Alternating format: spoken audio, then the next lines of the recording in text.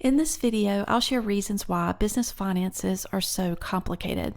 Watch the entire video to learn ways to better understand the money side of your business without learning accounting or complicated math. To help us answer the question, let's connect the dots between your previous life as an employee to your current life as a business owner. So, cash flow for your business is very different than managing your personal finances. As an employee, your cash flow cycle was pretty steady. Money came from one source, your employer. You saw your paycheck deposited into your bank account and you knew you could spend the entire amount because taxes, retirement, and health insurance, all of the other employee benefits were subtracted before your employer deposited the money. But as a business owner, money is much more complicated. It's unpredictable, and you see the money from your customer, but you are not exactly sure how much of that you can spend. And the sheer volume of transactions, even for a small business, can make you want to pull your hair out. You've got customers with their estimates, packing slip for the equipment, inventory list, invoices, receipts, deposits, refund requests, and then with your vendors, you've got bills, purchase order numbers, payments, and credit cards with your employees, timesheets, overtime requests, and benefits. Companies naturally have timing differences, which can make it difficult to follow the money because you've got customers where you deliver the services now, but you collect the money later through the accounts receivable process. With vendors, you buy now and pay them later through the accounts payable process. So here's a timeline of what cash flow can look like if everything worked perfectly. On day one, you go to the supply house and you buy inventory for $350. Your bank balance does not change because you bought on credit and you're going to buy that inventory today, but you're going to pay the vendor later. On day 10, you are able to close a sale where you deliver the service $1,000 to your customer, but your customer buys now and they pay you later through the accounts receivable process. So you did not receive any cash today. The cash balance is unchanged. On day 17, it's time for you to pay your employees, so you need to pay the labor of $250. Your bank balance is negative $250.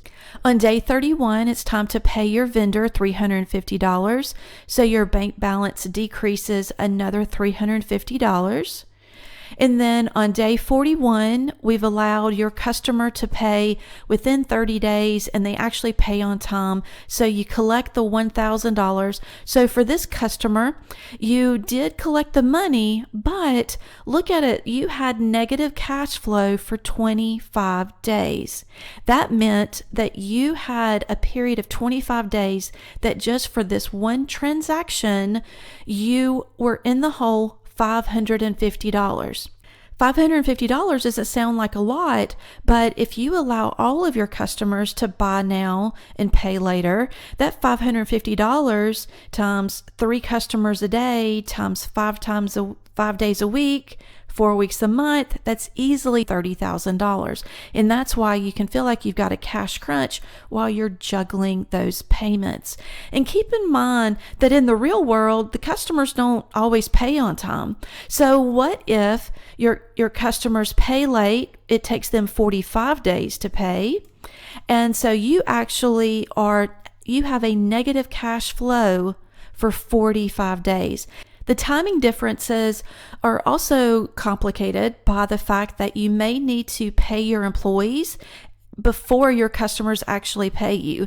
And so whether you have the money or not, you've got a legal obligation to pay your employees. So you may have to actually borrow money to make that happen. And then also keep in mind the income taxes. You're collecting money from your customers now, but you pay the IRS later, which could sometimes be 15 months later, depending on when you actually file your tax return. Understanding how money flows through your business and the timing differences is a key step to making your business finances a little less complicated.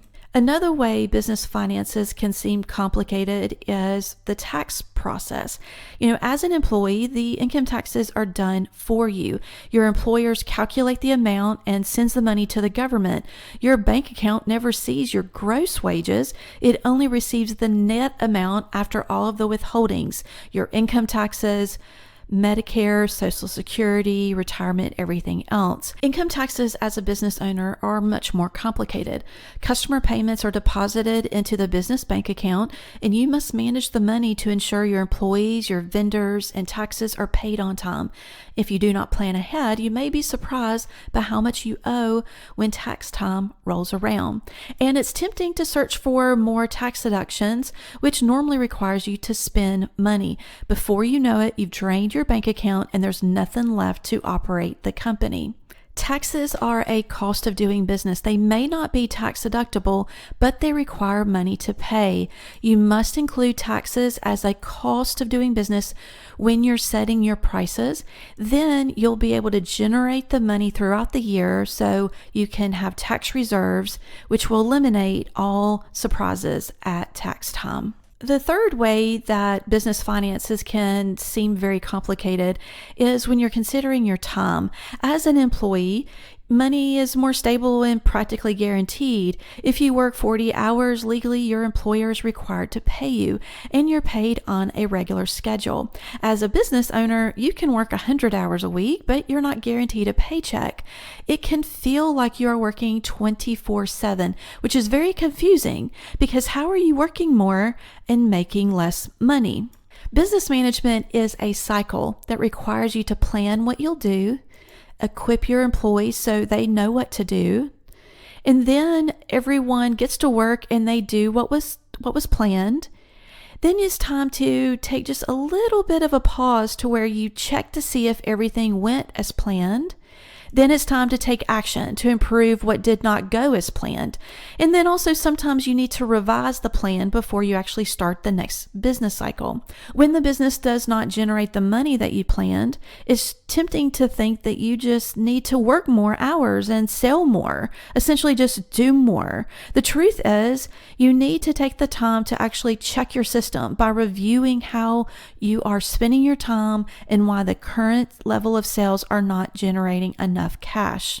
When you identify the root cause of the money problem, the right next step will become very clear. When you hear people say work smarter, not harder, this is what they mean. Another reason why business finances can seem complicated is it's difficult to follow the money when you see some costs now, some you see later, and some you may never see unless you know where to look. The costs that you see now, these are usually easy to see. They're usually easy to tie to a project. It's usually the same level of cost that you may have seen when you were an employee. And so this would include labor cost and sales commission, material costs, fuel for the truck. Some of the costs you'll see later, usually within a month. This includes payroll taxes and employee benefits, rent for the building, insurance. Sometimes there is a delay and it's not easy to see the cost, which creates a blind spot. Some of the costs are on your profit and loss statement, but they're hiding because they're not listed separately. For example, the cost of providing free consultations and free estimates. It's free to your customer, but it's definitely not free to you. It's costing you money. Also, the cost of discounts and refunds, the cost of warranties and guarantees.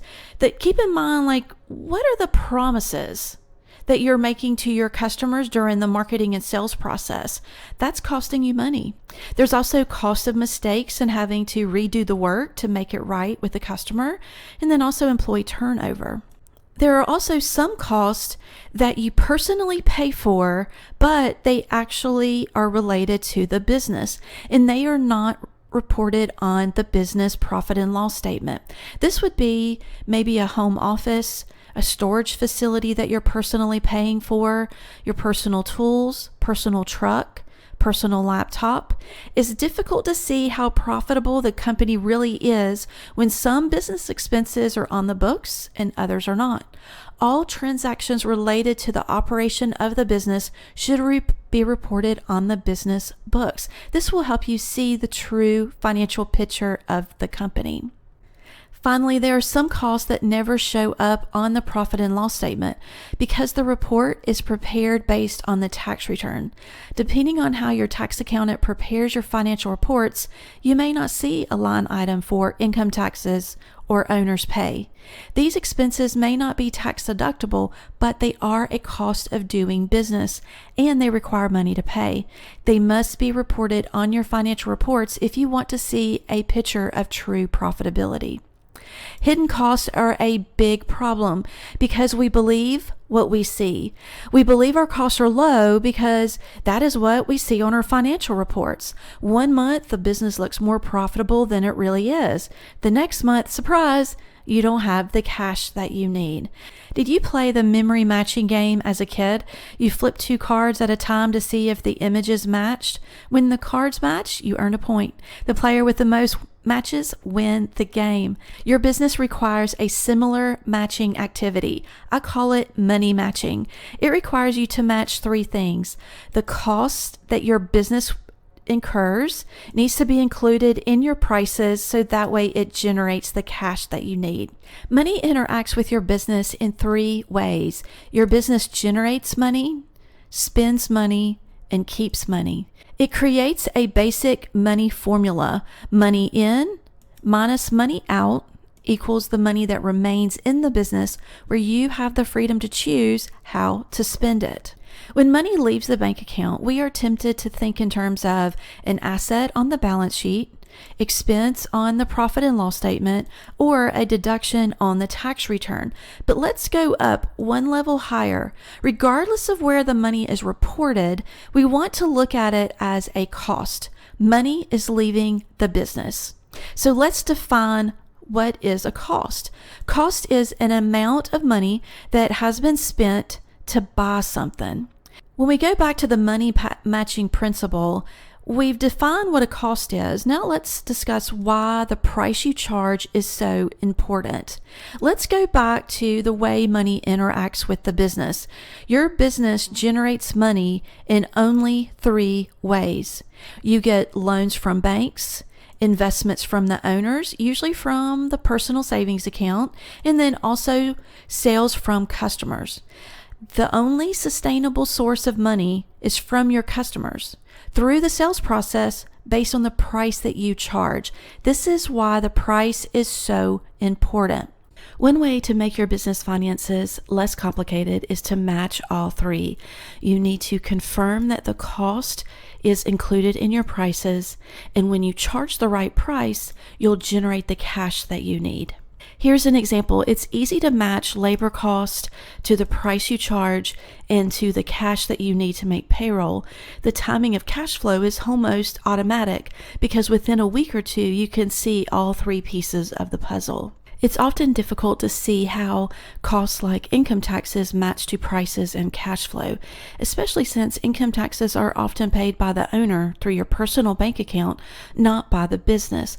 The key is to estimate the amount owed, confirm the cost is included in the prices, and then save money until it's actually time to pay.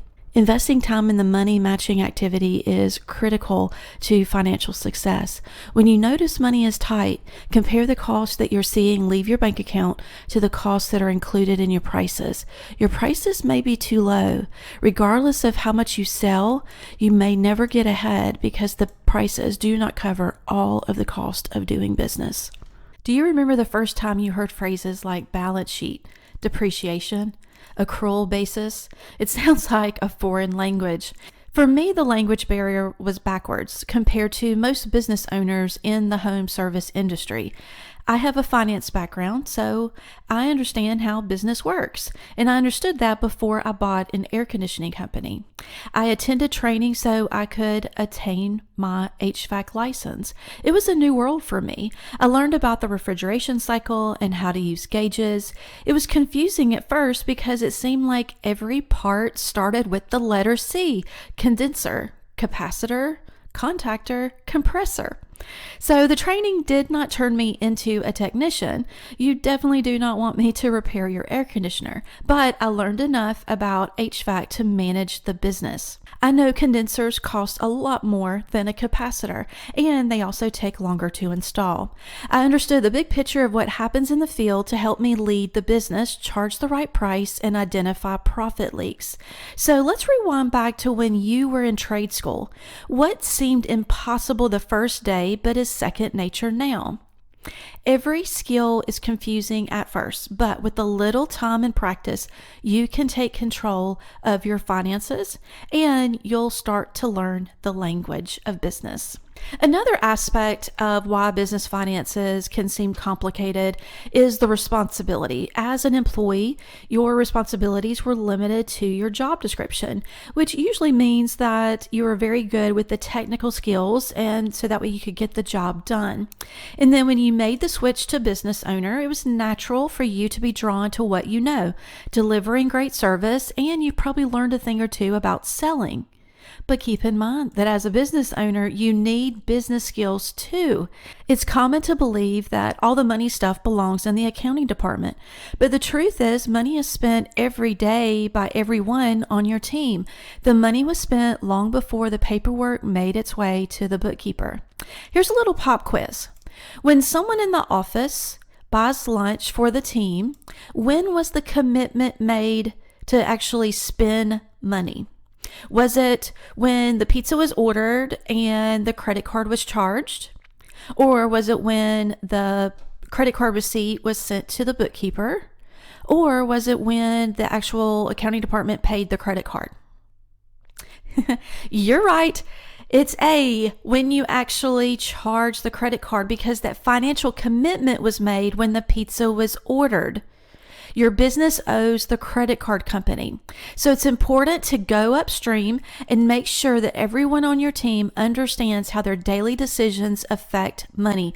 Stop leaving all the money stuff to your bookkeepers and accountants. The great news is you do not need to learn accounting, but you must understand the big picture of how your company generates, spends, and keeps money. This is very different than your bookkeeper that understands how to record the money transactions in an accounting software and save the receipts. It's also very different than your accountant that understands how to reconcile and review accounts so they can prepare reports based on those same money transactions. Your tax accountant understands the tax laws so they can file an accurate tax return. Your business is like an airplane, and money is the fuel. If the business runs out of money, the crash will be devastating to everyone on board. So as a business owner, you are responsible for everything, including the money. You must become the financial leader of your company. A financially strong business starts with you. Another aspect of why business finances can seem so complicated is because financial reports were not really needed as an employee. It was simple to track money going into your bank account, and the money going out was usually pretty similar every month. But as a business owner, financial reports are vital to operating the business. And so running a business without monthly financial reports is like driving a car without looking at the dashboard. Is the car about to run out of gas? Is the oil level low? Is the engine running hot? Business finances will always be confusing without financial reports. Reports help you see what's working and what's not before the problem turns into an emergency. Another aspect of why business finances can be complicated is because of all the decisions that need to be made. As an employee, you are responsible for making decisions within the scope of your job. But most of the decisions at work were made for you. When you did not like the decisions that were made, you may have looked for another job, or here you are, you've started another business. As a business owner, you are the boss. You make every single decision. You must consider what's good for you and your family with the added pressure of considering what's best for the company, your employees, and customers. Business finances can get complicated when you discover that the right decision oftentimes costs the most money.